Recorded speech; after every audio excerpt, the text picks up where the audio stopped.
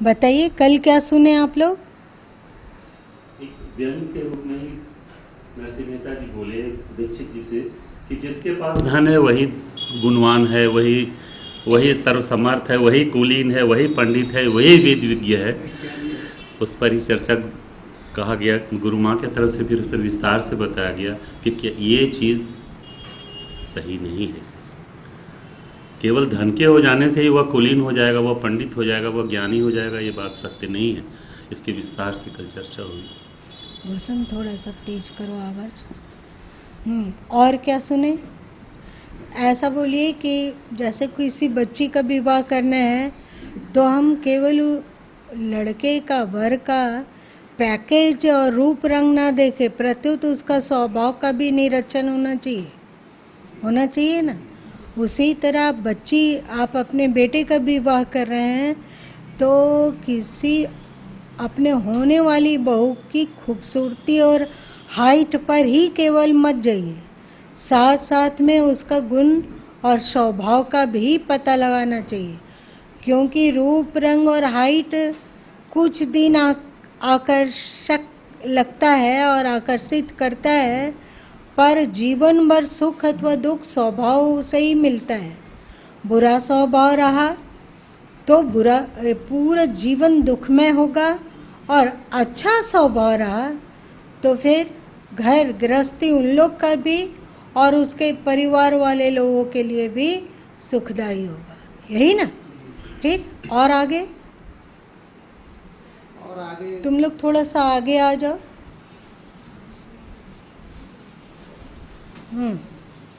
इस तरह चर्चा की गई थी कि लोग जो है सब ऊपरी चीज़ों पर बहुत भागते हैं, जैसे चमत्कार पर भागते हैं हिंदू लोग खासकर, कि अगर उनको ऐसा दिखला दिया गया कि नहीं वो अमुक संत है या अमुक हैं, बहुत साई बाबा का उदाहरण दिया गया कि धन वो धन दे देते हैं वगैरह, तो उसके पीछे लोग भागने लगते हैं।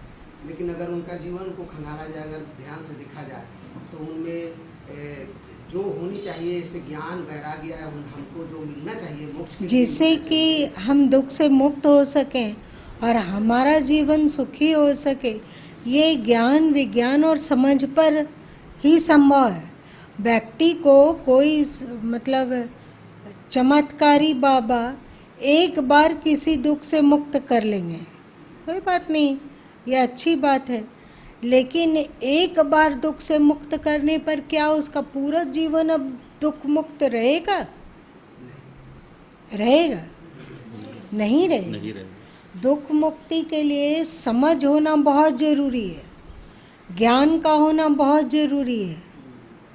यदि वे वो नहीं देते हों, ज्ञान और समझ नहीं देते हों, तो चमत्कार के द्वारा एक दुख से मुक्त कर देने से कुछ नहीं होगा, है ना?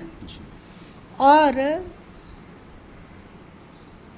आप लोग सुने होंगे कि अमुक व्यक्ति अपने बच्चे को बिगाड़ दिया।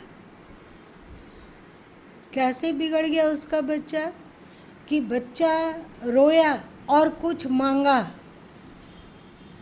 तो माँ बाप तुरंत उसको ला के दे दे। आज के समय में ना माँ बाप इतने सेंसिटिव हैं और इतना अधिक ध्यान देते हैं बच्चों में, इतना अधिक कि एक जरा बच्चा टुनका कि नहीं हमें ये चीज़ चाहिए तो माँ बाप तत्काल उसको ला के देते हैं ना। तो उसकी आदत बन गई है सुविधा भोगी की, और उसकी आदत बन गई है इच्छा पूर्ति की, है ना? इच्छा पूर्ति की, क्योंकि बचपन में हम लोग उसको संघर्ष नहीं सीखने दिए, तो अब इच्छा पूर्ति की उसकी आदत बनी। अब उसका विवाह हो गया, अब तो उसकी अपेक्षा सब जगह वैसे ही रहेगी, चाहे वो हॉस्टल में पढ़ने जाती हो अथवा जाता हो, तो वहाँ पर भी इच्छा है कि सब कुछ उसके अनुकूल हो, उसकी इच्छा में कहीं विघ्न बाधा ना हो। और यदि इच्छा में विघ्न बाधा पड़ता है तो बच्चा लोग एकदम विकल और विचलित हो जाता है, होता है ना? विवाह हुआ तो उसकी कामना है, वो स्वप्न देखा है, यदि कोई बच्चा है तो स्वप्न देखा है कि पत्नी में ये गुण होना चाहिए, उसकी इच्छा पूरी हो, और जरा सा वो उससे 19 होता है तो क्या होता है, लड़के लोग एकदम दुखी हो जाते हैं, बेमतलब की बात में वे लोग मरना चाहते हैं।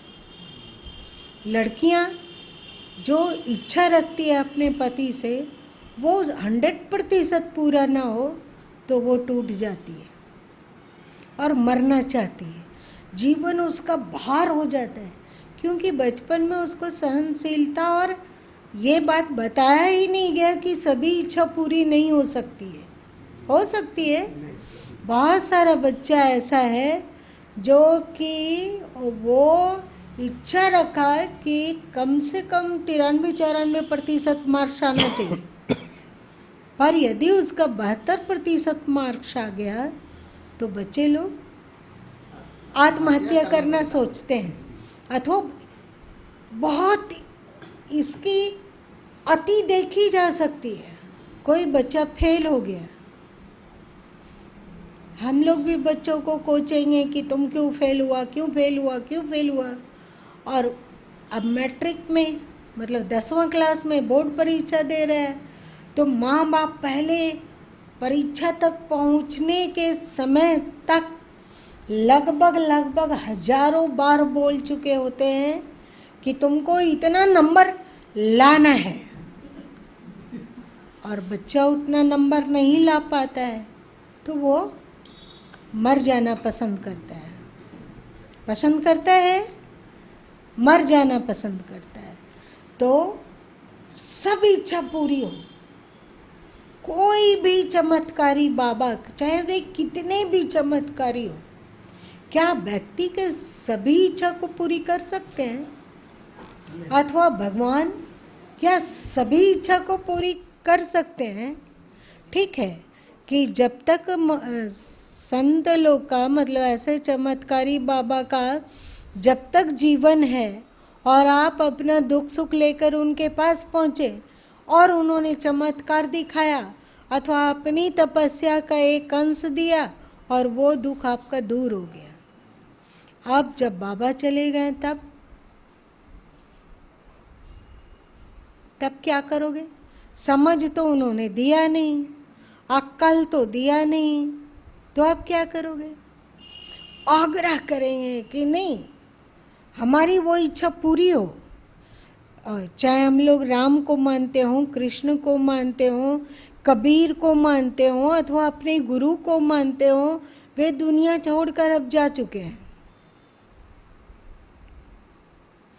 अब उनके पास आप अपनी फरमाइश का लिस्ट रखें कि हमारी ये इच्छा पूरी होनी चाहिए। अगर वो नहीं इच्छा पूरी होगी तो हम नास्तिक बनेंगे, बन जाएंगे ना, नास्तिक बन जाएंगे। ये सब कुछ भी नहीं है, कुछ धर्म नहीं होता है, कोई ईश्वर नहीं होता है, कोई गुरु नहीं होता है। जो हमें अपने ही कर्म के अनुसार फल मिलेगा, तो हम क्यों देवी देवता अथवा गुरु को माने अथवा ईश्वर को माने? आखिर क्यों माने? ऐसा होता है, ऐसा होता है क्योंकि उसकी आदत बिगाड़ दी गई। तो ऐसे चमत्कारी बाबा लोग, मतलब वे शिष्यों का भला कम करते हैं, उसका नुकसान ज़्यादा करते हैं। वो उसको, अब जैसे माँ बाप अपने बच्चे को बिगड़ैल बना देते हैं, वैसे ही ऐसे गुरु लोग, ऐसे संत लोग शिष्यों को बिगड़ैल बना देते हैं, समझ नहीं देते हैं। समझ और ज्ञान की बात जो कि आपको गीता कहती है, चाहे बीजक कहता है, चाहे उपनिषद कहती है, उन सब का अकल तो वे दिए नहीं। और हम लोग कितने बेवकूफ़ हैं। यहाँ पर एक हुआ था, क्या चंगाई सभा हुआ था ना, चंगाई, वो ईसाई लोग थे। उस समय ये पुल ठीक था तो सन सन गाड़ी गुजर रही और सब चिल्लाते हुए गाड़ी के ऊपर तक लद के बोरे के सामान जा रहे हैं। क्या हुआ? तो एक कोई आया, चंगाई बाबा। कितने लोग का भला हो गया भला। लेकिन हद है हिंदू लोग, उसको यदि कह दिया जाए कि ये गधा तो हम मगरमच्छ की पूजा करने से तुम्हारी इच्छा पूरी हो जाएगी, तो गैर सत्संगी लोग उसकी पूजा करने दौड़ेंगे।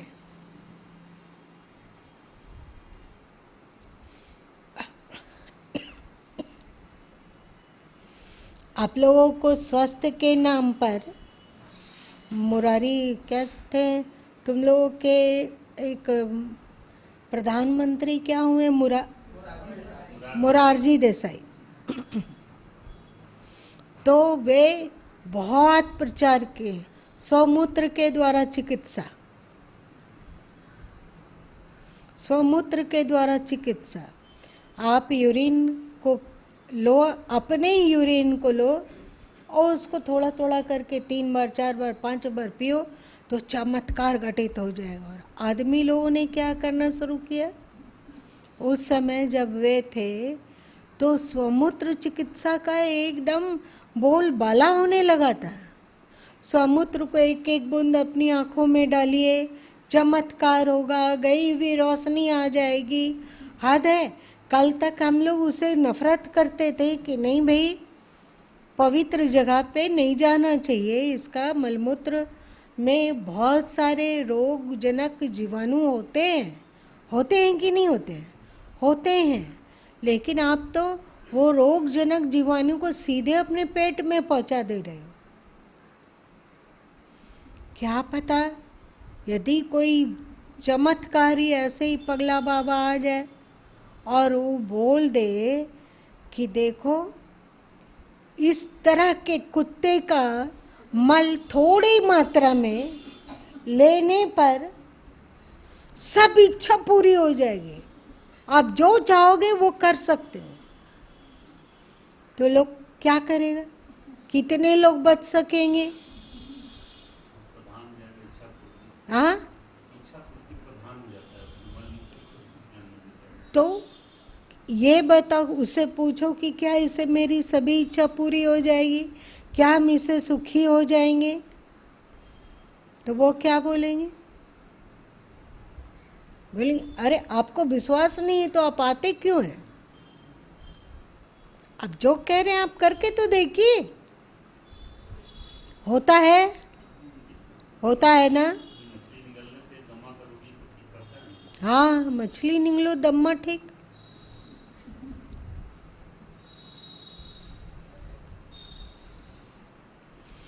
सबसे बड़ा चीज जो संत को देना चाहिए, जो गुरु को देना चाहिए, वो है समझ। यदि व्यक्ति में समझ रहे तो जिंदगी में कभी दुखी नहीं होगा। नहीं, इच्छा पूर्ति पर से अधिक इच्छा निवृत्ति पर बल देना चाहिए।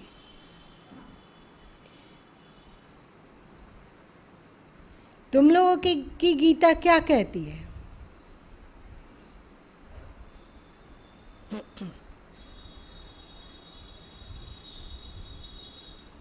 इच्छा द्वेष समुत्थेन,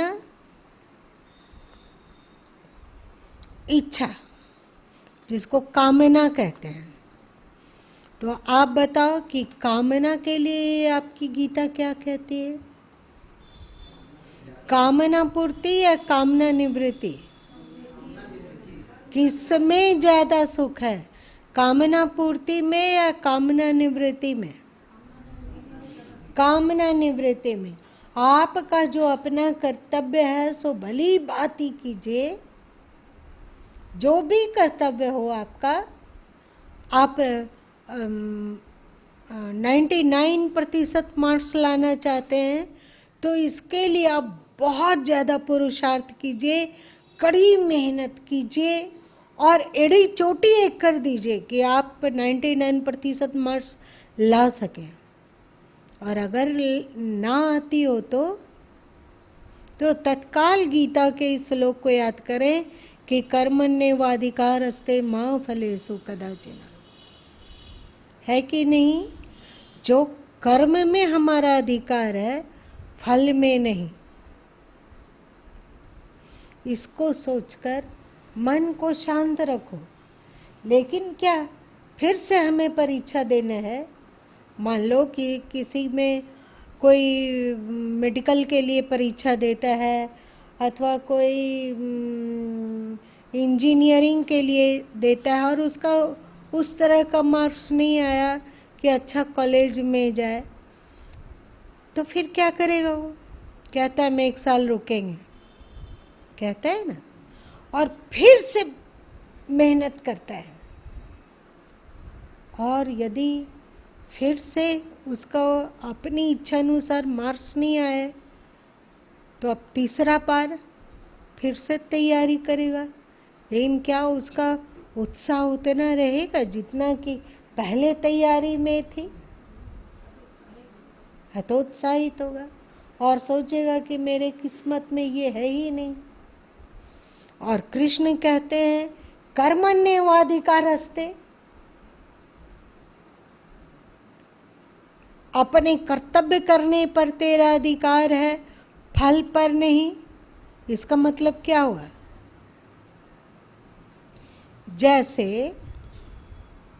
जैसे तुम लोग गुरु माँ के पास अपनी कोई समस्या लेकर आते हो और गुरु माँ तुम लोगों को कोई तप इत्यादि बता देते हो, तप कोई तितिक्षा, कोई पाठ का अथवा कुछ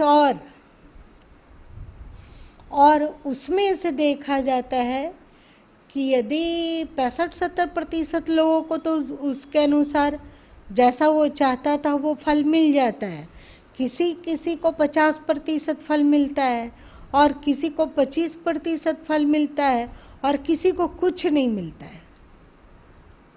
इसका कारण क्या है? दोनों ही एक तरह से श्रद्धापूर्वक किया है, दोनों ही उस विधि विधान को जो नीति निर्धारण किया गया उसको उसी तरह एक समान किया है, लेकिन फल अलग अलग क्यों? कोई बताएगा? नहीं। किसी का कठिन प्रारब्ध जो होता है, किसी का प्रारब्ध बहुत कठिन है, लेकिन पूजा वगैरह करने से जरूर उसमें कुछ ना कुछ शांति होती है, लेकिन वो दिखाई नहीं देती। और जिसका उतना कठिन प्रारब्ध नहीं है तो उसको एक बात है, हमने अपना कर्म तो किया, उपासना का, तितिक्षा का। जैसे हमने तीर तो छोड़ा ना, वो लक्ष्य में भी लग सकता है और बिना लक्ष्य में भी, ठीक है। और जो हमने तीर निकला तो लगा कहीं ना कहीं जरूर कि ऐसे ही हो जाएगा, कहीं ना कहीं तो लगेगा ही, लेकिन लक्ष्य नहीं मिला। वैसे ही आप जो तप किए, जो साधन किए, जो तितिक्षा किए, चाहे जो यज्ञ किए, जो दान दिए, अथवा कोई भी श्रेष्ठ कार्य किए, चाहे जप किए, जो भी किए, यज्ञ किए, कुछ भी किए, उसका फल हुआ जरूर, क्योंकि कर्म फल दिए बिना नष्ट नहीं होता है ना। लेकिन हम लोगों पर ये निर्भर नहीं है कि हम अभी वाला कर्म जो किए वो हमें एकदम तत्काल इसी समय मिल जाए उसका फल, ये हम लोग के वश में नहीं है। पता नहीं किसके वश में है। मेरी बात समझ रहे हो? थोड़ा बारीक है पर समझो इसको। हमने कर्म किया, वो कर्म बिना फल दिए नष्ट नहीं होगा, पर वो फल कब मिलेगा ये हम पर निर्भर नहीं है। इसको गुरु माँ जब 18वां अध्याय का गीता पर भाष्य लिखना कर रहे थे तो एक बहुत ही आकर्षक बात मिली थी, तुम लोगों से भी बांटते हैं।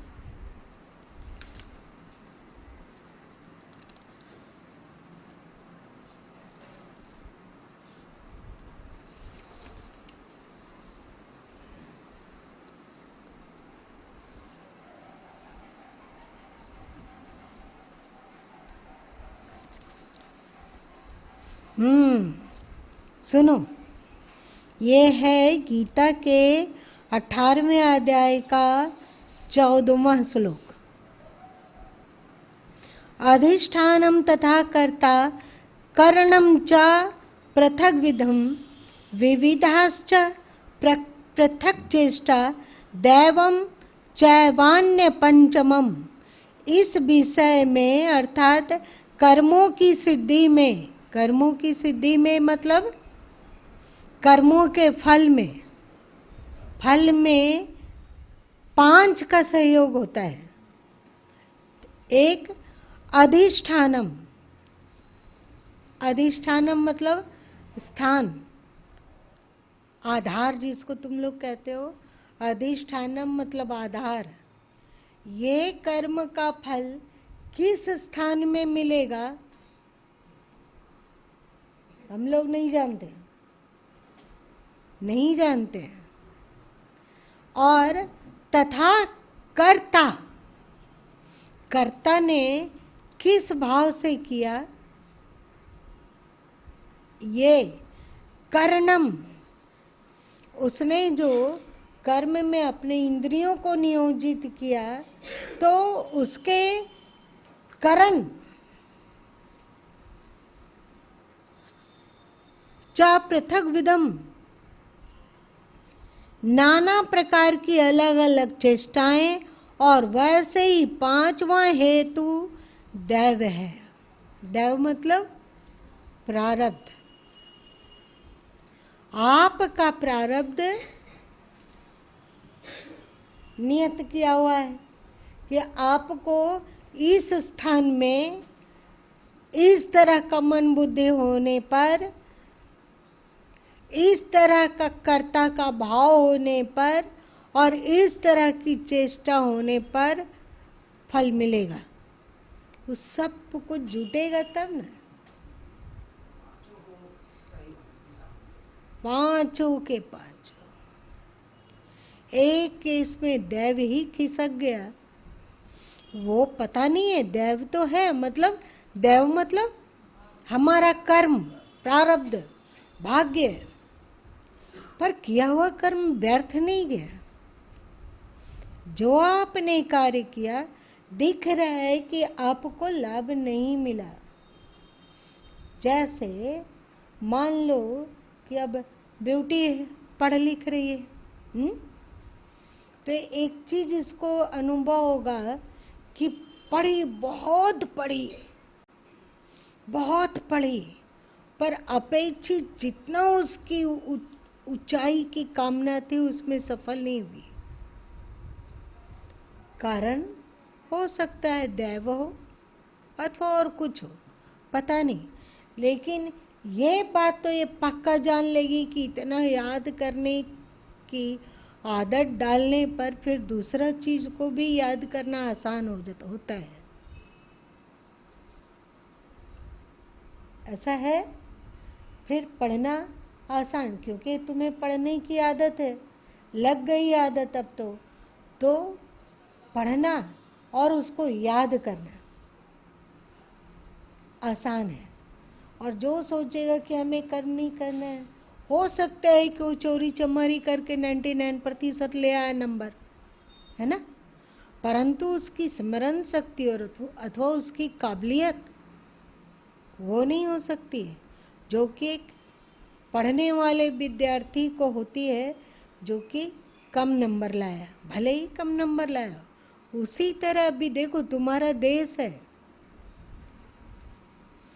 तो अभी हम लोग इस तरह मूर्खतापूर्ण शोर मचाते हैं, इस तरह मूर्खतापूर्ण शोर मचाते हैं कि हमको आरक्षण मिलना चाहिए, हमको आरक्षण मिलना चाहिए, हमको आरक्षण मिलना चाहिए। सब पागलों की तरह दौड़ते हैं और उस आरक्षण से प्राप्त जॉब क्या काबिलियत से प्राप्त जॉब वाले के समान उसका भी कार्यकलाप होगा? आप मेडिकल में आरक्षण घुसा दिए, एक अपने परिश्रम से डॉक्टर बना और एक आरक्षण के बल पर डॉक्टर बना, तो बताओ किसमें काबिलियत ज़्यादा होगी? लेकिन कोई परिश्रम नहीं करना चाहता है।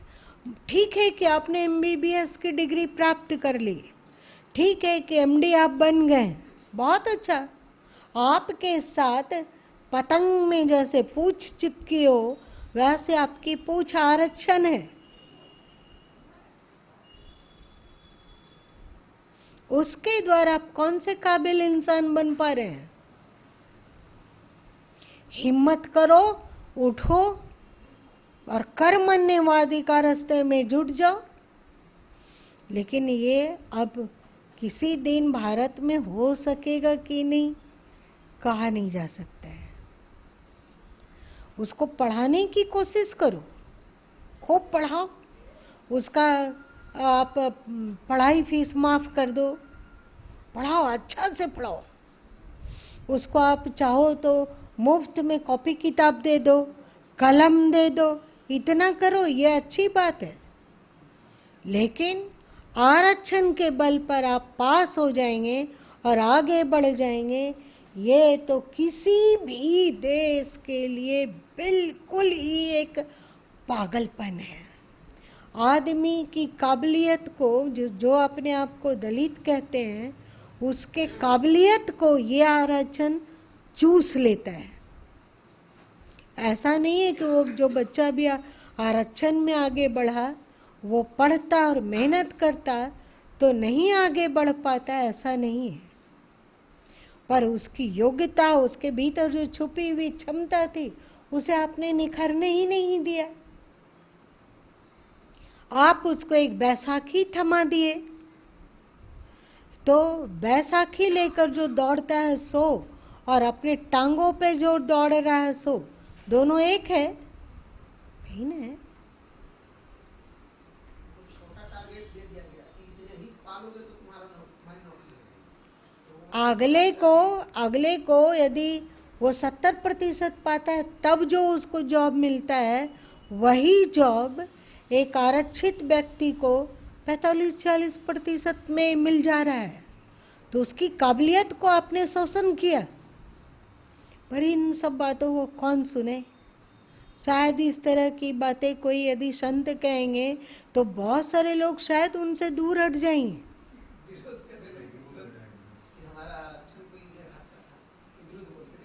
विरुद्ध बोलते हैं। और हमें लगता है कि उसमें उतना ही काबिलियत है जितना एक अनारक्षित विद्यार्थी में जितनी काबिलियत है, उतना ही उसमें भी काबिलियत है। उसकी काबिलियत को उभारने की कोशिश कीजिए।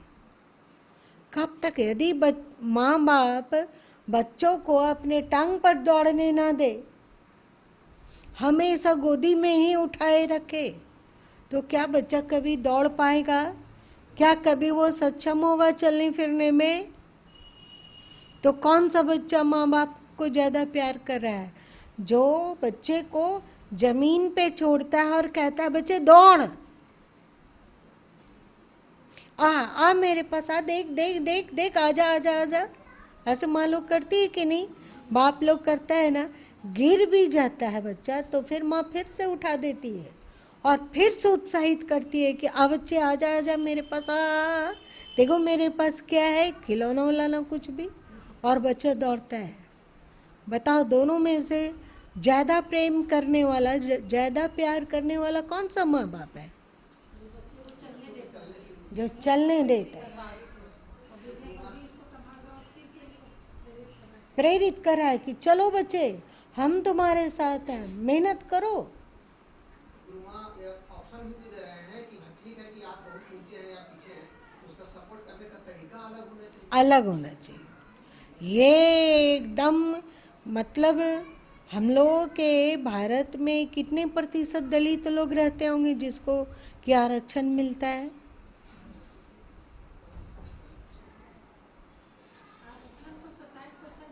अरे बस बात मत करो। 27% नहीं है, अभी लगभग 50% से एक दो थोड़ा ऊंचा ही उठ जाएगा। जबकि ये कानून है कि 50% के आगे नहीं मिलना चाहिए, लेकिन यदि मान लो कि 85%, तो आपने 50% को निकम्मा बना दिया। क्यों बनाया? आपको ये सूझता है कि आपने स्त्री लोगों को ये अधिकार नहीं दिया, ये अधिकार नहीं दिया, तो आधी आबादी को आप कमज़ोर बना रहे दिया, ये तो दिख रहा है। लेकिन मनुष्यों में भी आधी आबादी को आपने कमज़ोर बना दिया और पंगु बना दिया, और हमेशा उसको आश्रित रहने के लिए बकाया। एक कोई पार्टी यदि आरक्षण से ऊपर उठने के लोगों को प्रेरणा देती है, तो सभी पार्टी लोग एकदम पागल कुकुर की तरह भूखने लग जाते हैं। और जिसको आरक्षण मिल रहा है उसको कोई समझाने का प्रयत्न ही नहीं करता है कि बच्चे देख, तुम में शक्ति है। ये 21वीं सदी है बच्चे। तुम उस दिन को मत याद करो जब तुम पर अत्याचार हुआ, तुम पर ऐसो तुम्हें दबाया गया, तुम्हें कुचला गया। उस दिन की याद मत करो। आज तुम समान नागरिकता तुम्हें मिली हुई है। नहीं, कोई इस बात को सिखाने के लिए तैयार है कि हमें विश्वास है कि तुम उसके कदम से कदम मिला के दौड़ सकते हो जो अपने आप को सवर्ण कहता है। नहीं, वो दौड़ सकता है? क्या लगता है, दौड़ सकता है कि नहीं दौड़ सकता है? अब तुम दौड़ के दिखा दो, उससे आगे निकल जाओ। हम सपोर्ट कर रहे हैं, उससे आगे निकलो, पर अपने मेहनत के बल पर। इतनी आधी आबादी को आपने पंगु बना दिया। क्या करना चाहिए इन पार्टी वाले लोगों को? अथवा गुरु माँ की बात को कोई काट के बताओ कि नहीं, इससे वो पंगु नहीं बनते हैं, उसकी योग्यता बाधित नहीं होती है। हमें बताओ कोई उदाहरण। आरक्षण से बने हुए डॉक्टर के पास जल्दी कोई इलाज कराने नहीं जाता है। आप लोग जाना चाहेंगे? जो आरक्षण की मांग कर रहे हैं, आरक्षण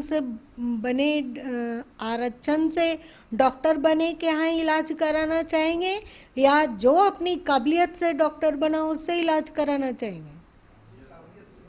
ठीक से बोलो।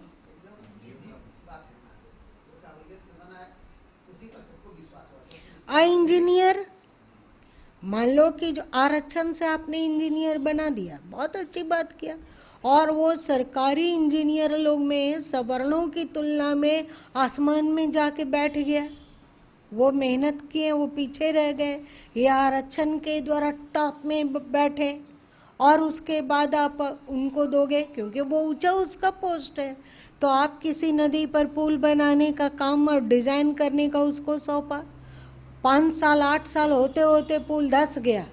किसका दोष है बताओ? आपका पुल 5 साल होते होते क्यों धंस गया? ये जो गंगा सेतु बना, क्या गांधी सेतु अभी बना, 15 साल भी नहीं हुआ और वो धंस गया। क्यों धंसा? सोचो। कब तक देश को बर्बाद करते रहोगे तुम लोग? फिर से एक बार इनकलाब लाना होगा, और उसमें सबको सहयोग करना चाहिए। जो अपने आप को दलित मानते हैं उनको भी, और जो अपने आप को सवर्ण मानते हैं उसको भी। दलित स्वयं ऊपर उठे और कहे कि हमें बैसाखी देना बंद करो, हमारी काबिलियत को निखरने दो। आप हमारे बच्चों को बैसाखी पर चलने वाला लंगड़ा नहीं बना सकते हो, हम अपने बच्चों को लंगड़ा बनाने नहीं देंगे। कितने दलित, और यहाँ पर ये अंबेडकर वाले होंगे। आज के समय में रविदास इत्यादि संत नहीं है। आज तो अंबेडकर बाबा आप लोगों के मसीहा ही अभी बने हैं। आने वाले समय में हो सकता है कि वो रामकृष्ण का स्थान ले लेंगे। उनके पास कौन सा ज्ञान है? वे ज़्यादा बड़े हैं कि रविदास जी ज़्यादा बड़े हैं? चोखा मेला ज़्यादा बड़े हैं? सोचो, जीवन, आचार, विचार, आचरण को देखो। तो ये लोग आरक्षण आरक्षण आरक्षण, और अम्बेडकर भी ये बात बोले थे कि 10 साल तक लोगों को आरक्षण मिलना चाहिए, फिर देर से आरक्षण को हटा लेना चाहिए। पर इसको करने का किसी को हिम्मत नहीं है, क्योंकि सभी पार्टी वाले और साथ साथ में मीडिया इस तरह भौं भौं भौं भौं करना शुरू करेंगे कि ओह, क्या किया जाए, देश को कैसे बचाया जाए। चल फिर प्रकारांतर हो गए, लेकिन फिर भी एक काम की बात है, जानना चाहिए कि गुरु माँ का किस सब्जेक्ट पर कैसा विचार है, जानना चाहिए। चाहे ओबीसी हो, चाहे क्या और कहते हो, अति पिछड़ा, पिछड़ा और ओबीसी। हम पिछड़े नहीं हैं। आप लोग पिछड़े हो क्या? कौन कौन पिछड़ा है? जरा जोर से हाथ उठाओ तो, उठाओ। कोई पिछड़े हो क्या? सचित, पिछड़े हो तुम? बंद करो ये भीख देना। हम अपनी रोटी स्वयं कमा लेंगे। चल, ये गुरु माँ क्यों बोल रहे थे? इतना इतना बात क्यों बढ़ गया? इतना जोश में भी आ गए। बता किस कारण आ गए? अरे अरे अरे, ऐसा नहीं है। इसमें कारण ये है कि यहाँ पे कल हुआ था कि इस कारण लोग महान बनते हैं, धन से महान बनते हैं। और ऐसे ऐसे संतों की कल चर्चा हुई कि इन लोगों को इच्छा पूर्ति का ठेका दिया गया और वो इच्छा पूर्ति करते हैं। किसी की बीमारी हो गई, अब पुड़िया खाएं, ठीक हो गया। अरे भाई, अब जानो कि ये बीमारी फिर से लौट के नहीं आए, उसका कुछ उपाय करोगे ना। जिसको आप हार्ट सर्जरी किए उसको साथ में दवा भी दिया जाता है, परहेज भी बताया जाता है, और कैसे उसका लाइफ स्टाइल हो ये भी सिखाया जाता है। सिखाया गया अरुण जी। अगर उसको आप ना फॉलो करें तो आप एक इच्छा पूरी कर दिए। उसका तबीयत बीमार था, वो पुड़िया दिया, भस्म वाला, वो ठीक हो गया। आपने बताया नहीं कि बेटे ये ऐसा ऐसा लाइफ स्टाइल के कारण तुम बीमार हुए, अब ऐसा नहीं करना। सिखाए तो नहीं, फिर वो वैसे ही करेगा। तो आप कब तक पुड़िया बांटते रहेंगे? असली संत वही है, असली पूजनीय वही है, असली गुरु वही है जो अपने शिष्यों को समझ देता है। जैसे असली पार्टी और असली सरकार और असली नेता वही है जो सबको एक साथ बढ़ने के लिए प्रेरित करता हो और किसी को भीख खाने की आदत ना डालता हो।